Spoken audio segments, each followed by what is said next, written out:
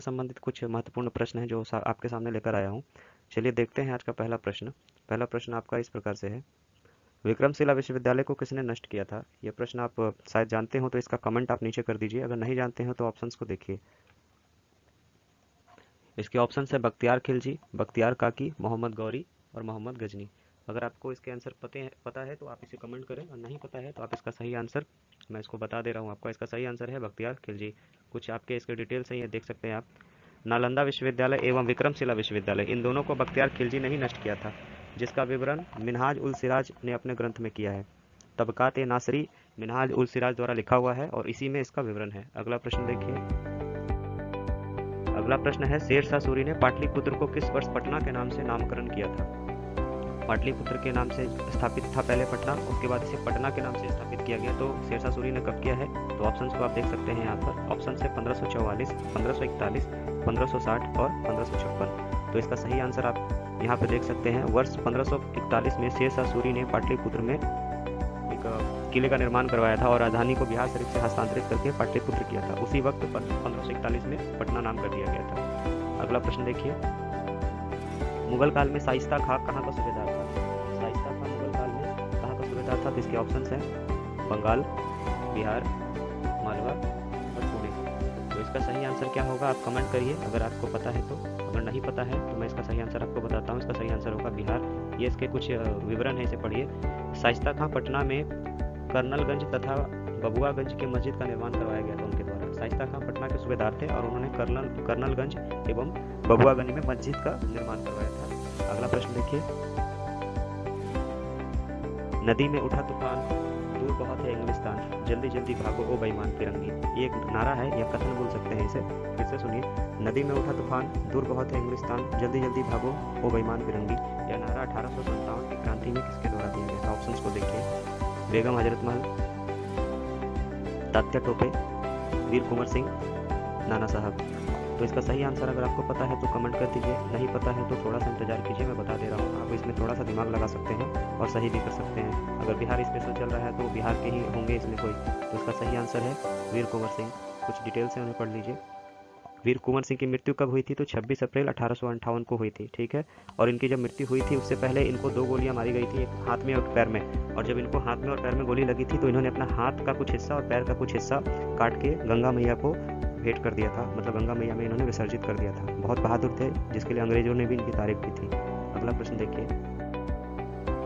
बिहार में student conference की स्थापना किसके द्वारा की गई है या कब की गई है? इसके ऑप्शंस देखिए।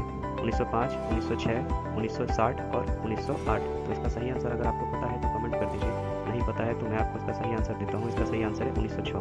इसके कुछ डिटेल्स हैं, उसे पढ़ लीजिए। श्री कृष्ण सिंह द्वारा स्टूडेंट कॉन्फ्रेंस की स्थापना बिहार में की गई थी, ठीक है। अगला प्रश्न देखते हैं।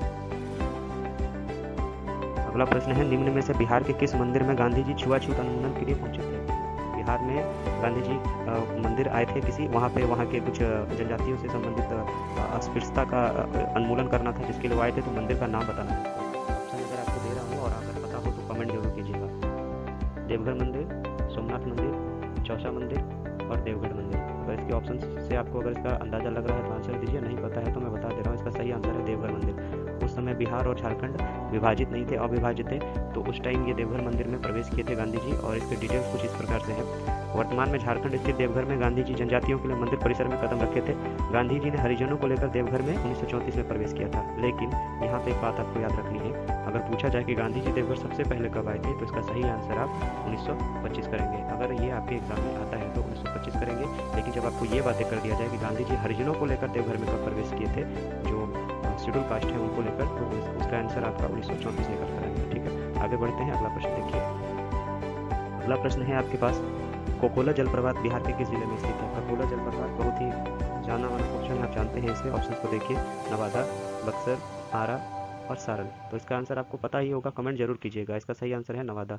डिटेल्स पढ़ सकते हैं। नवादा के अन्य दार्शनिक स्थल में कौवा पहाड़ आता है, पार्वती पहाड़ आता है और एक देवड़ा आश्रम आता है, ठीक है। नवादा के ये अन्य दार्शनिक स्थल है, कौवा पहाड़, पार्वती पहाड़ और देवड़ा। और कोकोला जलप्रपात कहाँ है? तो इसका सही आंसर नवादा है। अगला प्रश्न को देखिए। अगला प्रश्न है, निम्न में से किस वर्ष बिहार और उड़ीसा को अलग करके प्रांत का दर्जा दिया गया? तो इसके ऑप्शन देखिए। 1932, 1947, 1940 और 1936। तो इसका सही आंसर आपको पता है तो कमेंट कर देंगे, और सबको ये आंसर पता होगा। इसका सही आंसर है 1936। कुछ डिटेल्स है, इसे देख सकते हैं आप। वर्ष 1941 में बिहार तथा उड़ीसा का पृथक जनगणना किया गया था। जब ये उड़ीसा और बिहार को अलग किया गया तो पहली बार 1941 में जनगणना किया गया। 15 नवंबर 2000 को बिहार के दक्षिणी भाग के 46% भूभाग को अलग करके झारखंड में भी दे दिया गया है। जब बिहार और झारखंड अलग हुआ था तो बिहार से उनके 46% दक्षिणी भाग को दिया गया है। तो हमारे झारखंड जो स्थिति है वो बिहार के दक्षिण में ही आते हैं। और तो ये सारा डिटेल्स आप देख सकते हैं। अगला प्रश्न देखिए। अगला प्रश्न है आपका, बिहार में नहर द्वारा सर्वाधिक सिंचाई किस जिले में होती है? तो इसका ऑप्शन आप देखिए, पटना, पूर्वी चंपारण, पश्चिमी चंपारण और दरभंगा। इसका सही आंसर अगर आपको पता है तो आंसर कीजिए, अगर नहीं पता है तो इसका सही आंसर मैं बताता हूँ। इसका सही आंसर है आपका दरभंगा। कुछ डिटेल्स पढ़ सकते हैं आप। बिहार में गरीबी आबादी का प्रतिशत कितना है? तो 52.2%, जिनमें से 34% जो है 34.1% ये ग्रामीण क्षेत्र में निवास करते हैं और बाकी शहरी क्षेत्र में। मतलब कि अगर 52% टोटल अगर यहाँ पे गरीबी है तो 34.1% ग्रामीण क्षेत्र और अन्य जो है आपके शहरी क्षेत्र में निवास करते हैं। अगला प्रश्न देखिएगा। अगला प्रश्न है आपका, बिहार के महत्वपूर्ण पर्यावरण से संबंधित किसी व्यक्ति का आपको नाम बताना है यहाँ पे जो बिहार से संबंधित है। इनके ऑप्शन देखिए, सुंदरलाल बहुगुणा, सिमोन सोरेन, रविंद्र कुमार सिन्हा और सतीश कुमार शर्मा। तो इसका सही आंसर अगर आपको पता है तो आप यहाँ पे कमेंट करिए, नहीं पता है तो मैं इसका सही आंसर आपको दिखाता हूँ। इसका सही आंसर है आपका रविंद्र कुमार सिन्हा।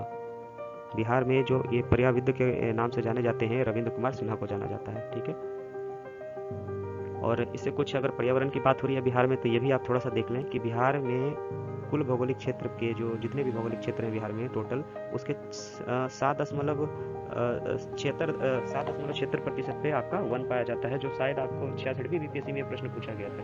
ये प्रश्न आया है 66वीं बीपीएससी में कि वनों का प्रतिशत बिहार में कितना है, तो याद रखिएगा 7.76 है। अगला प्रश्न देखिए।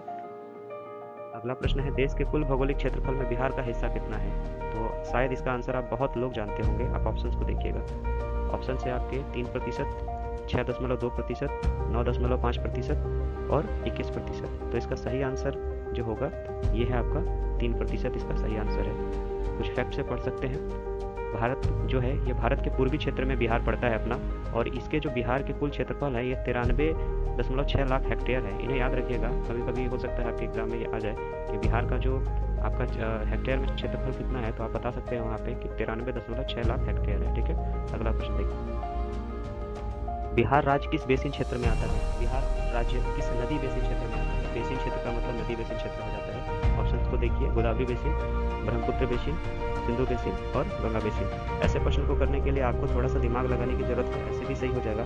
गोदावरी बेसिन कभी बिहार में आ ही नहीं सकता, ब्रह्मपुत्र बेसिन भी नहीं आ सकता और सिंधु बेसिन भी नहीं आ सकता।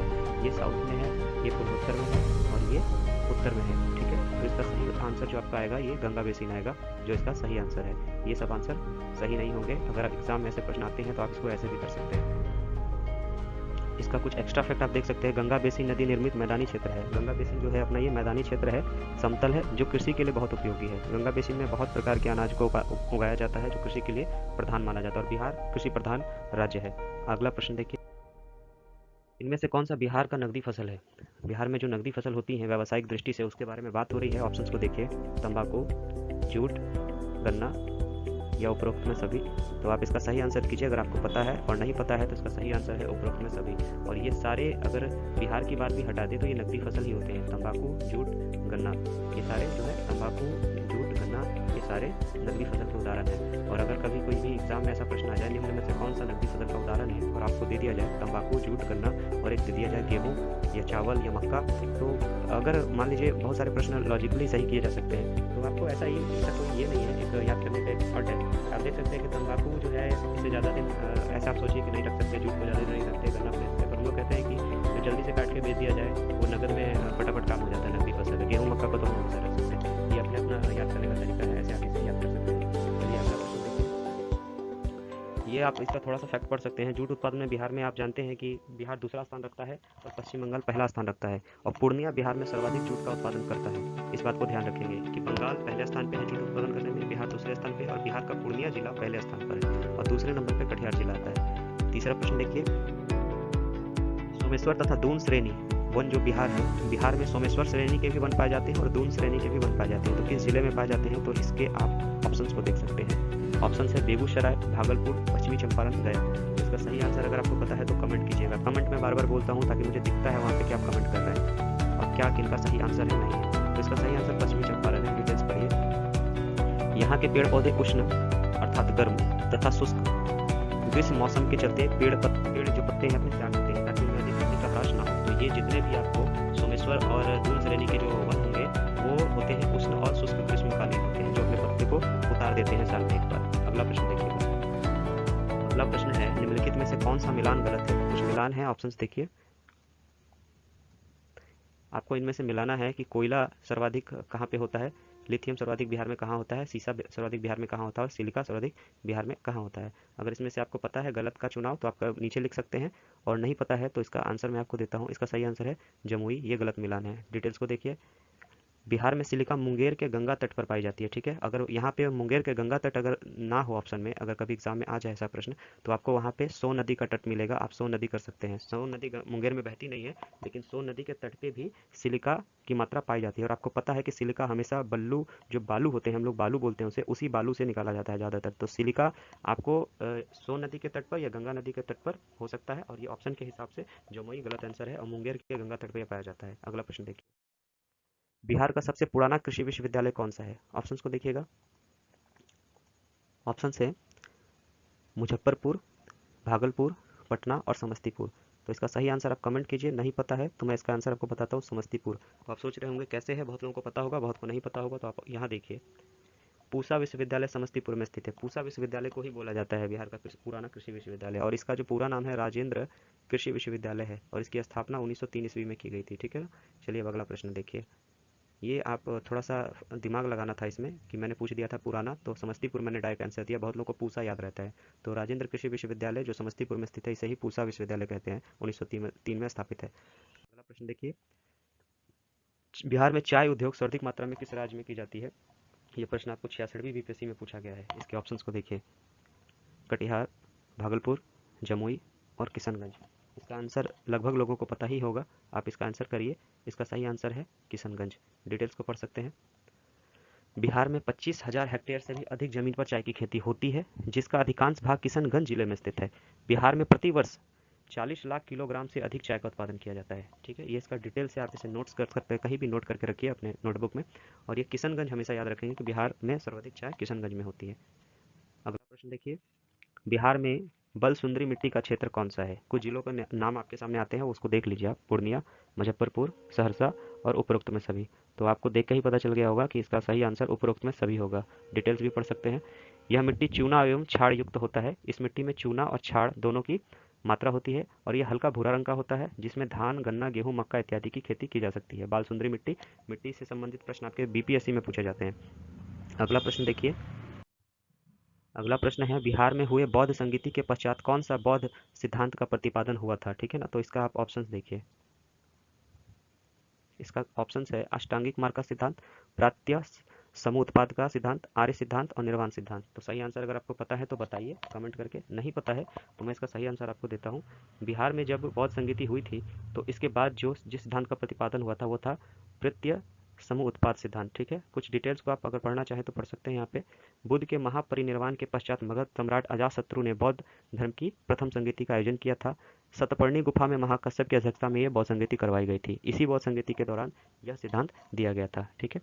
चलिए ये आज का इतना ही प्रश्न था हमारी तरफ से आपके लिए। 20 प्रश्न हमने यहाँ पे कलेक्ट किए थे। और अगर आपका इसका पीडीएफ आपको चाहिए, आप टेलीग्राम ज्वाइन कर सकते हैं। इस वीडियो के डिस्क्रिप्शन में मैं यहाँ पे अभी अपने टेलीग्राम का लिंक डाल दूंगा, अड्डा24 टीम। सर्च कर सकते हैं आप टेलीग्राम पे जाके अड्डा24 टीम, आपको ग्रुप मिल जाएगा, आप उसे ज्वाइन कर सकते हैं। ऐसे पीडीएफ वहाँ पे आपको अवेलेबल रहेंगे। कोशिश करूँगा कल आपके लिए फिर से एक बिहार स्पेशल का वीडियो लाऊँ, और जैसे भी समय मिलेगा मैं आपके लिए यहाँ पे कोशिश करूँगा ऐसे वीडियो उपलब्ध करवाने के लिए। इस वीडियो को आज यहीं समाप्त करते हैं। बहुत बहुत धन्यवाद।